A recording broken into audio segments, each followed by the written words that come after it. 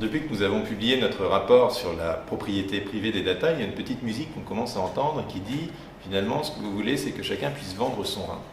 Et c'est un peu navrant, c'est à la fois ce que dit la présidente de la CNIL et le patron de Cozy Cloud, qui est par ailleurs une très belle entreprise. Alors d'abord, pour moi cet argument c'est un peu l'équivalent du point Godwin, c'est-à-dire c'est un argument paresseux, un argument facile, qui évite d'ouvrir un débat nécessaire, et plutôt que de le tenir, je vous invite tous à lire les 150 pages de notre rapport. Deuxièmement, de quoi s'agit-il? Il s'agit de donner un droit de propriété. Le droit de propriété, c'est pas seulement la rémunération ou la monétisation. Le droit de propriété, c'est l'usus, le fructus et l'abusus. L'usus, c'est possibilité de faire usage de ces données comme on l'entend, y compris en résistant à la collecte de l'État.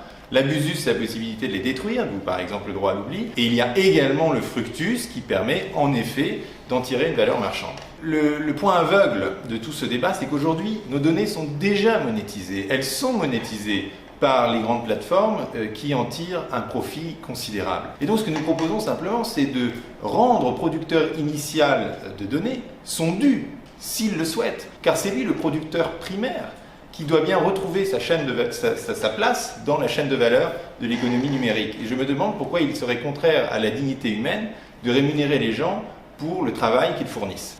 L'inégalité, c'est qu'aujourd'hui, le prolétaire numérique est privé de son capital. Et l'injustice, c'est de le lui redonner pour qu'il puisse faire ses propres choix. Car la propriété, comme disait Proudhon, est une des forces les plus révolutionnaires qui puissent se concevoir. Et enfin, je vois dans tout ce débat un peu la queue de comète de notre morale judéo-chrétienne qui ne supporte toujours pas que nous puissions être possesseurs de nous-mêmes.